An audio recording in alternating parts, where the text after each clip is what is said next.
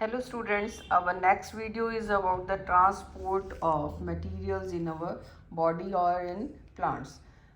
This is also an important part of life processes. Some arrangements is required inside an organism which can carry the essential substances to all its parts so that they reach each and every cell of, of its body.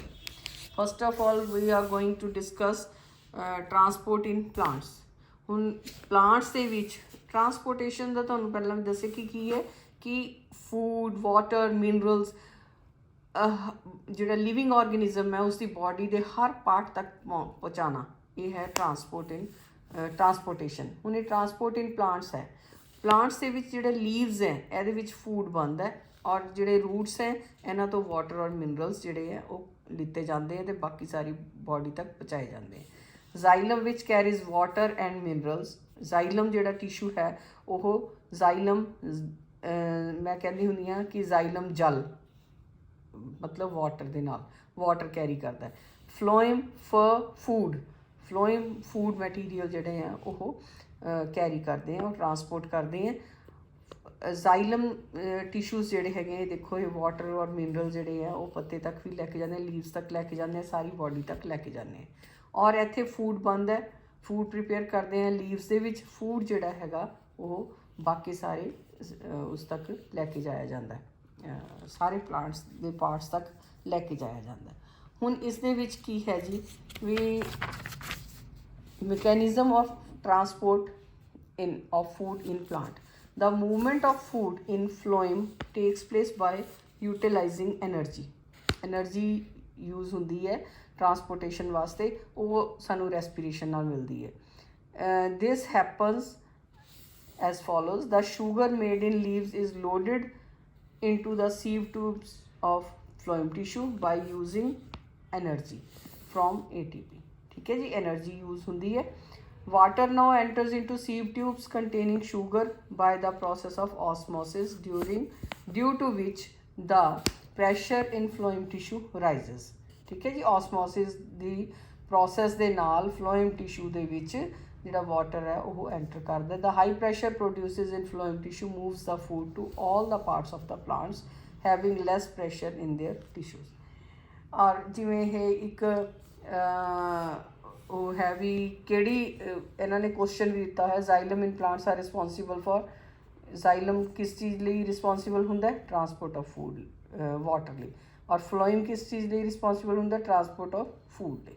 Okay ਜੀ ਹੁਣ ਅੱਗੇ ਆ ਗਿਆ ਇਹ blood ਜਿਹੜਾ ਹੈਗਾ ਇਹ ਸਾਡੀ ਹਿਊਮਨ ਬੀਇੰਗਸ ਦੇ ਵਿੱਚ ਜਾਂ ਫਿਰ ਐਨੀਮਲਸ ਦੇ ਵਿੱਚ ਜਿਹੜਾ ਬਲੱਡ ਹੈ ਉਹ ਰੈੱਡ ਕਲਰਡ ਲਿਕੁਇਡ ਹੈ which circulates in our body. blood is red because it contains a red pigment called hemoglobin in its red cells. Blood is a connective tissue. Blood consists of 4 things.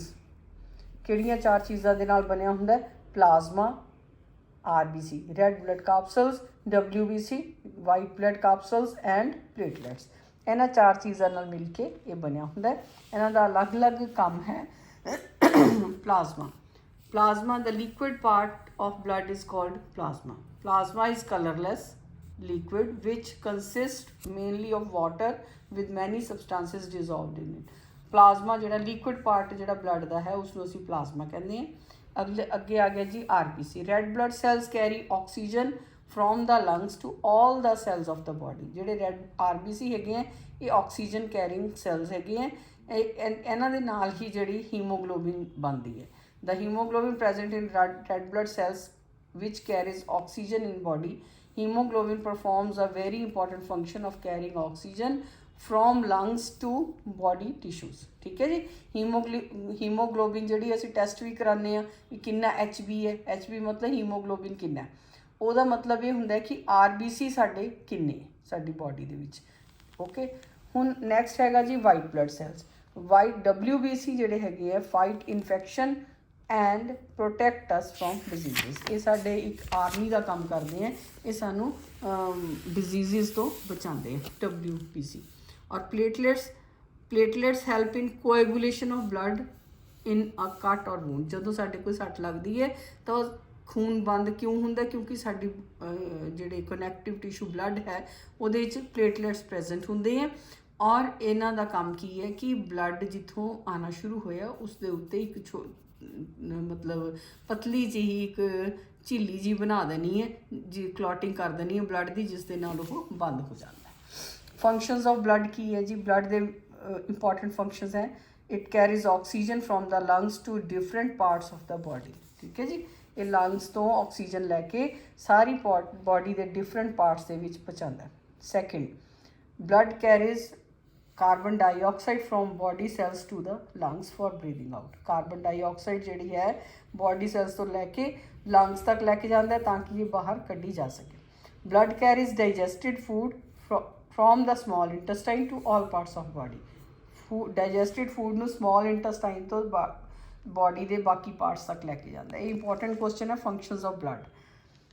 Blood carries hormones from the endocrine glands to different organs of the body. किन्नियां चीज़ां देखो लैके जाते blood, oxygen जिहड़ा lungs तो लैके जाता different parts तक, कार्बन डाइऑक्साइड डिफरेंट पार्ट्स तो लंग्स तक, डाइजेस्टिड फूड जिहड़ा स्मॉल इंटेस्टाइन तो different parts of the body तक, और हारमोन्स जिहड़े हैगे एंडोक्राइन ग्लैंड्स तो डिफरेंट ऑर्गन्स तक लैके जाता है।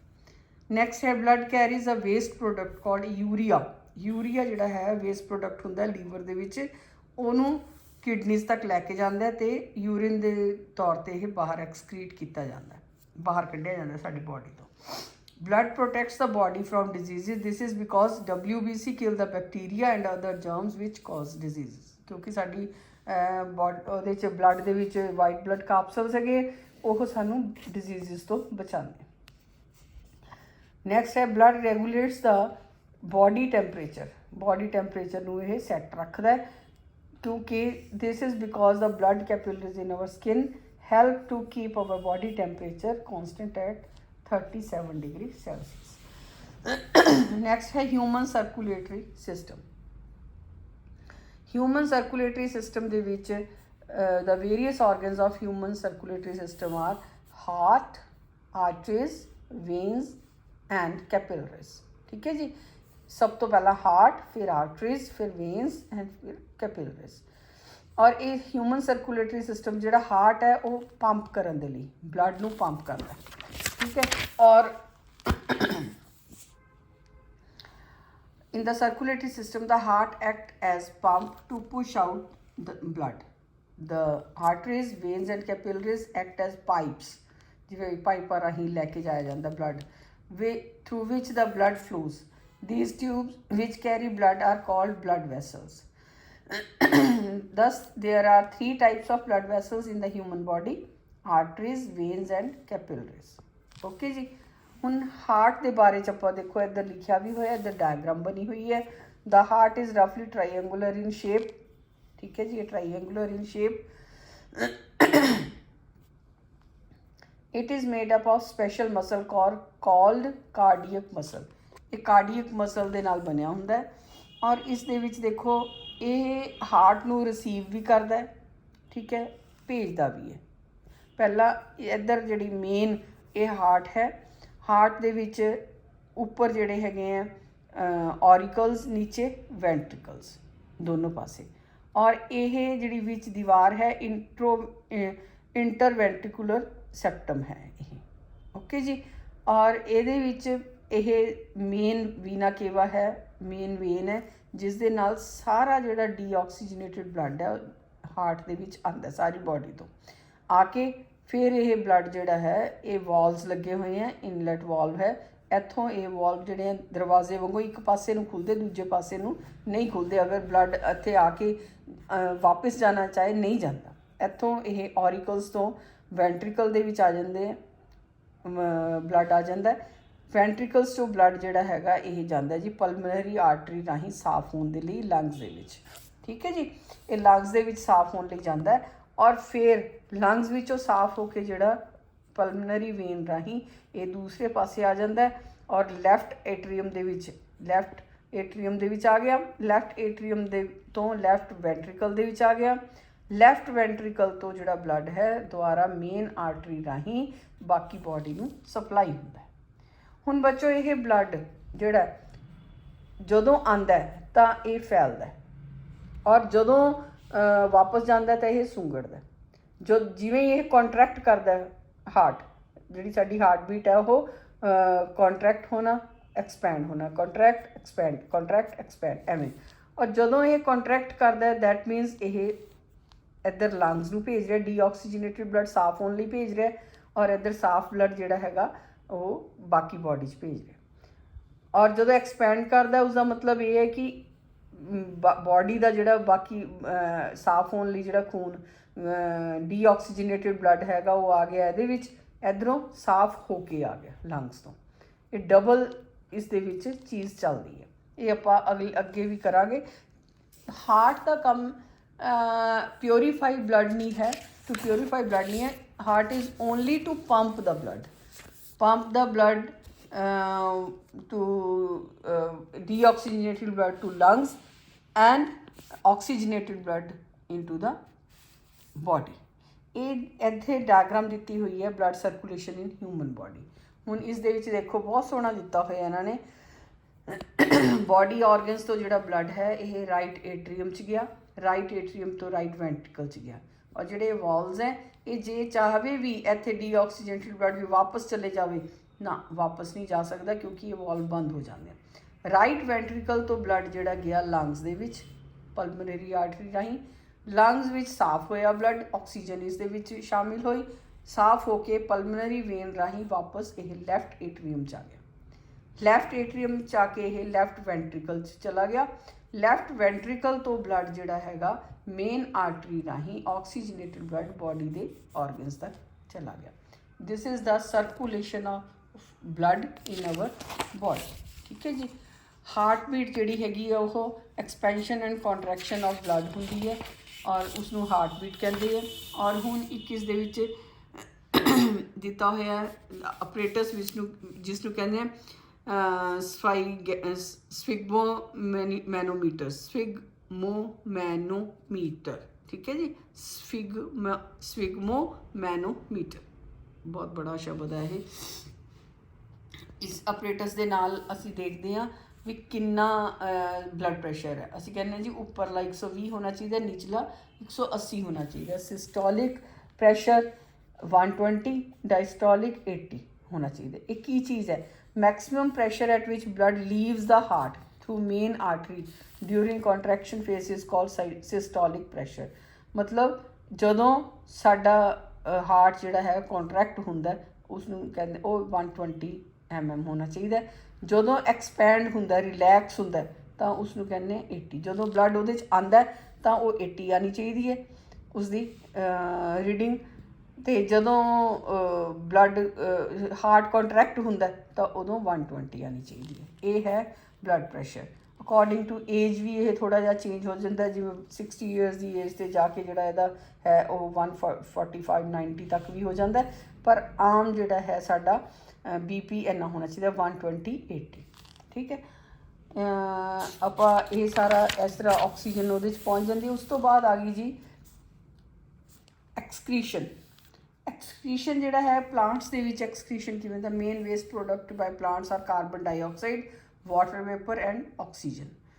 Carbon dioxide and water vapor are produced as waste during respiration by plants, whereas oxygen is produced as a waste during photosynthesis। ਠੀਕ ਹੈ ਜੀ। ਇਹ ਜਿਹੜੀ ਕਾਰਬਨ ਡਾਈਆਕਸਾਈਡ ਹੈ ਉਹ ਰੈਸਪੀਰੇਸ਼ਨ ਦੇ ਵਿੱਚ ਬਾਹਰ ਨਿਕਲਦੀ ਹੈ ਅਤੇ ਆਕਸੀਜਨ ਜਿਹੜੀ ਹੈ ਫੋਟੋਸਿੰਥਸਿਸ ਦੇ ਵਿੱਚ ਵੇਸਟ ਦੇ ਤੌਰ 'ਤੇ ਬਾਹਰ ਨਿਕਲਦੀ ਹੈ। The gaseous waste of respiration and photosynthesis in plants, carbon dioxide, water vapor and oxygen are removed through the stomata in leaves। Leaves ਦੇ ਵਿੱਚ ਸਟੋਮੇਟਾ ਹੁੰਦੇ ਆ, ਛੋਟੇ ਛੋਟੇ ਛੇਕ ਹੁੰਦੇ ਆ, ਉਹਨਾਂ ਰਾਹੀਂ ਕਾਰਬਨ ਡਾਈਆਕਸਾਈਡ ਅਤੇ ਆਕਸੀਜਨ ਜਿਹੜੀ ਹੈ ਉਹ ਬਾਹਰ ਨਿਕਲਦੀ ਹੈ ਅਤੇ ਅੰਦਰ ਆਉਂਦੀ ਹੈ। The plants also store some of the waste products in their body parts.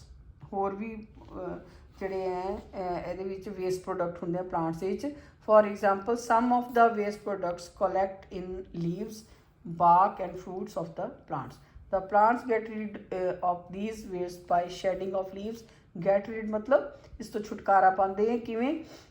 Leaves ਇਹਦੇ ਜਿਹੜੇ ਟੁੱਟ ਕੇ ਗਿਰ ਜਾਂਦੇ ਹੈ, ਜਾਂ ਫਿਰ ਇਹਨਾਂ ਦੀ ਜਿਹੜੀ ਛਿਲਕਾ ਹੈਗਾ ਉਹ ਉੱਤਰ ਜਾਂਦਾ ਹੈ, ਜਾਂ ਫਿਰ ਇਹਨਾਂ ਦੇ ਫਰੂਟਸ ਜਿਹੜੇ ਆ ਉਹ ਗਿਰਦੇ ਹੈ ਤਾਂ ਇਹ ਸਾਰੇ ਜਿਹੜੇ ਇਹਨਾਂ ਦੇ ਵੇਸਟ ਪ੍ਰੋਡਕਟਸ ਹੁੰਦੇ ਆ ਉਹਨਾਂ ਕਰਕੇ ਹੋ ਜਾਂਦੇ। ਓਕੇ ਜੀ। ਹੁਣ ਐਨੀਮਲਸ ਦੇ ਵਿੱਚ ਐਕਸਕ੍ਰੀਸ਼ਨ ਜਿਹੜੀ ਹੈਗੀ ਉਹ ਕਿਵੇਂ ਹੁੰਦੀ ਹੈ? ਅਮੀਬਾ ਦੇ ਵਿੱਚ ਦਾ waste material carbon dioxide is remove by diffusion, ਠੀਕ ਹੈ, ਥਰੂ ਸੈਲ ਮੈਂਬਰੇਨ। ਅਰਥਵਾਰਮ ਦੇ ਵਿੱਚ ਟਿਊਬੂਲਰ ਐਕਸਟਰਕਚਰਸ ਹੁੰਦੇ ਆ, ਨੈਫਰੀਡੀਆ ਜਿਹਨੂੰ ਕਹਿੰਦੇ ਆ। ਔਰ ਹਿਊਮਨ ਬੀਂਗਸ ਦੇ ਵਿੱਚ ਨੈਫਰੋਨ ਹੁੰਦੇ ਆ, ਜਿਹਨੂੰ ਕਹਿੰਦੇ ਥਿਨ ਟਿਊਬਿਊਲਸ ਹੁੰਦੇ ਆ, ਨੈਫਰੋਨਸ ਜਿਹੜੇ ਕਿਡਨੀ ਦੇ ਵਿੱਚ ਹੁੰਦੇ ਆ। About 1 million nephrons taken together from the excretory organs of the human beings called kidney, ਠੀਕ ਹੈ। ਕਿਡਨੀ ਦੇ ਵਿੱਚ ਇਹ ਦਿਖਾਈਆਂ ਹੋਈਆਂ ਜੀ ਸਾਡੀਆਂ ਕਿਡਨੀਜ਼। ਇਹਨਾਂ ਦੇ ਵਿੱਚ ਦੇਖੋ ਇਹ ਡੀਆਕਸੀਜਨੇਟਿਡ ਬਲੱਡ ਬਲੂ ਆਉਂਦਾ ਅਤੇ ਇੱਥੋਂ ਸਾਫ਼ ਹੋ ਕੇ ਬਲੱਡ ਜਿਹੜਾ ਜਾਂਦਾ ਉਹ ਆਕਸੀਜਨੇਟਿਡ ਬਲੱਡ, ਇਹ ਰੈੱਡ ਵਾਲੀਆਂ ਦਿਖਾਈਆਂ ਹੋਈਆਂ। ਮੇਨ ਐਕਸਕ੍ਰੀਟਰੀ ਸਿਸਟਮ ਹੈ, ਕਿਡਨੀ ਸਾਡੀਆਂ ਇੱਥੇ ਪਈਆਂ ਹੁੰਦੀਆਂ। ਮੇਨ ਐਕਸਕ੍ਰੀਟਰੀ ਸਿਸਟਮ ਜਿਹੜੇ ਹੈਗਾ ਆ ਦਿਖਾਇਆ ਹੋਇਆ, ਇਹ ਕਿਡਨੀਜ਼ ਦਿਖਾਈਆਂ ਹੋਈਆਂ ਦੋਨੋਂ, ਠੀਕ। ਇਹ ਰੀਨਲ ਵੇਨ ਹੈ, ਮਤਲਬ ਡੀਆਕਸੀਜਨੇਟਿਡ ਬਲੱਡ ਹੈ। ਇਹ ਰੀਨਲ ਆਰਟਰੀ ਹੈ, ਇਸ 'ਚ ਆਕਸੀਜਨੇਟਿਡ ਬਲੱਡ ਹੈ। ਇਹਦੇ ਵਿੱਚੋਂ ਜਿਹੜਾ ਵੇਸਟ ਮਟੀਰੀਅਲ ਨਿਕਲਦਾ ਉਹ ਯੂਰੇਟਰ ਰਾਹੀਂ ਇਹਦੇ ਵਿੱਚ ਬਲੈਡਰ ਦੇ ਵਿੱਚ ਆ ਜਾਂਦਾ, ਯੂਰੇਥਰਾ ਦੇ ਵਿੱਚ ਆ ਜਾਂਦਾ, ਸੌਰੀ ਬਲੈਡਰ ਦੇ ਵਿੱਚ ਯੂਰੀਨਰੀ ਬਲੈਡਰ 'ਚ ਆ ਜਾਂਦਾ, ਉਹਦੇ ਰਾਹੀਂ ਯੂਰੇਥਰਾ ਰਾਹੀਂ ਇਹ ਬਾਹਰ ਨਿਕਲ ਜਾਂਦਾ। ਯੈਲੋ ਕਲਰ ਦਾ ਹੁੰਦਾ ਇਹ ਯੂਰਿਕ ਐਸਿਡ ਯੂਰੀਆ ਜਿਹੜਾ ਹੈਗਾ ਯੈਲੋ ਕਲਰ ਦਾ ਵਾਟਰ ਦੇ ਵਿੱਚ ਮਿਕਸ ਹੋ ਕੇ ਆਉਂਦਾ ਅਤੇ ਇਹ ਇਸਨੂੰ ਅਸੀਂ ਯੂਰਿਨ ਵੀ ਕਹਿੰਦੇ ਹਾਂ। ਓਕੇ ਜੀ। ਹੁਣ ਇਸ ਦੇ ਵਿੱਚ ਕਿਡਨੀ ਦੇ ਵਿੱਚ ਬਹੁਤ ਨੈਫਰੋਨ ਪਏ ਹੁੰਦੇ ਆ। This is nephron, this is the structure of nephron. ਔਰ ਇਹ ਨੈਫਰੋਨ ਦਾ ਜਿਹੜਾ ਡਾਇਗਰਾਮ ਹੈ ਉਹੀ ਬੜਾ ਇੰਪੋਰਟੈਂਟ ਹੈ। ਇਹ ਤੁਸੀਂ ਤੁਹਾਡੀ ਬੁੱਕ ਦੇ ਵਿੱਚ ਵੀ ਦਿੱਤਾ ਹੋਇਆ, ਉੱਥੋਂ ਵੀ ਤੁਸੀਂ ਕਰ ਸਕਦੇ ਹੋ। ਇਹ ਜਿਹੜਾ ਗਲੋਮੈਰੂਲਸ ਹੈ ਇਹ, ਔਰ ਇਹਦੇ ਵਿੱਚ ਇਸਨੂੰ ਬੋਮੈਨਸ ਕੈਪਸੂਲ ਵੀ ਕਹਿੰਦੇ ਆ। ਇਸ ਵਿੱਚ ਗਲੋਮੈਰੂਲਸ ਪਿਆ, ਡਰਟੀ ਬਲੱਡ ਕੰਟੇਨਿੰਗ ਵੇਸਟ ਆਉਂਦਾ ਇਸ ਦੇ ਵਿੱਚ। ਫਿਰ ਉਹ ਬਲੱਡ ਜਿਹੜਾ ਹੈਗਾ ਇਹਨਾਂ ਦੇ ਵਿੱਚੋਂ ਘੁੰਮ ਕੇ ਸਾਰਾ ਜਿਹੜਾ ਵਾਟਰ ਅਤੇ ਸਾਲਟਸ ਯੂਰੀਆ ਲੈ ਕੇ ਯੂਰਿਨ ਇੱਥੇ ਯੂਰਿਨ ਜਿਹੜਾ ਹੈਗਾ ਉਹ ਬਾਹਰ ਨਿਕਲਦਾ। ਇਹ ਬਾਕੀ ਟਿਊਬਿਊਲਸ 'ਚੋਂ ਯੂਰਿਨ ਆ ਰਿਹਾ, ਇਹ ਯੂਰਿਨ ਜਿਹੜਾ ਹੈਗਾ ਉਸ 'ਚੋਂ ਕਿਡਨੀ 'ਚੋਂ ਬਾਹਰ ਨਿਕਲਦਾ। ਇਹ ਨਾਲ ਬਲੱਡ ਕੈਪਿਲਰੀਜ਼ ਚੱਲ ਰਹੀਆਂ, ਬਲੱਡ ਕੈਪਿਲਰੀਜ਼ ਦੇ ਵਿੱਚੋਂ ਯੂਰਿਨ ਜਿਹੜਾ ਹੈਗਾ ਉਹ ਛਣ ਕੇ ਇਹਨਾਂ ਦੇ ਵਿੱਚ ਆਈ ਜਾ ਰਿਹਾ, ਇੱਥੋਂ ਚੇਂਜ ਹੁੰਦਾ, ਚੇਂਜ ਹੋ ਕੇ ਟਿਊਬਿਊਲਸ ਦੇ ਵਿੱਚ ਆ ਜਾਂਦਾ ਅਤੇ ਇੱਥੋਂ ਯੂਰਿਨ ਜਿਹੜਾ ਹੈ ਬਾਹਰ ਆ ਜਾਂਦਾ। ਬੱਚੋ ਇਹ ਸਾਰੇ ਸਾਡੀਆਂ ਲਾਈਫ ਪ੍ਰੋਸੈਸਿਸ ਸੀ ਜਿਹੜੀਆਂ ਆਪਾਂ ਕੀਤੀਆਂ। ਅਗਰ ਕਿਸੇ ਦੀ ਕਿਡਨੀ ਜਿਹੜੀ ਹੈਗੀ ਹੈ ਖ਼ਰਾਬ ਹੋ ਜਾਂਦੀ ਹੈ ਤਾਂ ਉਹਦਾ ਡਾਇਲਿਸਿਸ ਹੁੰਦਾ। ਕਿਡਨੀ ਦੀ ਵੀ ਜਿਹੜੀ ਫੰਕਸ਼ਨਿੰਗ ਹੈਗੀ ਹੈ ਉਹ ਬਹੁਤ ਇੰਪੋਰਟੈਂਟ ਹੈ। ਅਗਰ ਇੱਕ ਕਿਡਨੀ ਖ਼ਰਾਬ ਹੋ ਜਾਏ ਤਾਂ ਦੂਸਰੀ ਕਿਡਨੀ ਵੀ ਸੇਮ ਫੰਕਸ਼ਨ ਕਰਦੀ ਹੈ ਔਰ ਲਾਈਫ ਪ੍ਰੋਸੈਸ ਦੇ ਵਿੱਚ ਕੋਈ ਮੁਸ਼ਕਿਲ ਨਹੀਂ ਆਉਂਦੀ। ਪਰ ਅਗਰ ਦੋਨੋਂ ਕਿਡਨੀਜ਼ 'ਤੇ ਇਫੈਕਟ ਆ ਜਾਏ ਤਾਂ ਸਾਡਾ ਜਿਹੜਾ ਬਲੱਡ ਹੈ ਉਹ ਡਾਇਲਿਸਿਸ ਰਾਹੀਂ ਸਾਫ਼ ਕੀਤਾ ਜਾਂਦਾ, ਮਸ਼ੀਨ ਰਾਹੀਂ, ਜਿਸ ਨੂੰ ਕਹਿੰਦੇ ਹਾਂ ਅਸੀਂ ਹੀਮੋਡਾਇਲਿਸਿਸ, ਠੀਕ ਹੈ। ਇਸ ਮਸ਼ੀਨ 'ਚ ਪਾ ਕੇ ਜਿਹੜਾ ਵੇਸਟ ਮਟੀਰੀਅਲ ਉਹ ਬਾਹਰ ਕੱਢਿਆ ਜਾਂਦਾ ਅਤੇ ਬਾਕੀ ਸਾਫ਼ ਕੀਤਾ ਹੋਇਆ ਬਲੱਡ ਵਾਪਸ ਬਾਡੀ ਦੇ ਅੰਦਰ ਭੇਜਿਆ ਜਾਂਦਾ। This is a painful process, ਠੀਕ ਹੈ। ਇਸ ਕਰਕੇ ਜੇ ਅਸੀਂ ਆਪਣੀ ਬਾਡੀ ਨੂੰ ਬਚਾਉਣਾ ਚਾਹੁੰਦੇ ਹਾਂ ਤਾਂ ਸਾਡੇ ਜਿੰਨੇ ਵੀ ਸਾਡੀ ਲਾਈਫ ਪ੍ਰੋਸੈਸਿਸ ਲਈ ਜ਼ਰੂਰੀ ਚੀਜ਼ ਹੈ ਉਹਨਾਂ ਦਾ ਧਿਆਨ ਸਾਨੂੰ ਵੀ ਰੱਖਣਾ ਪਏਗਾ। Okay बच्चों, this is the last part of our lesson life processes. I hope you like it and you get some help from these videos. Thank you.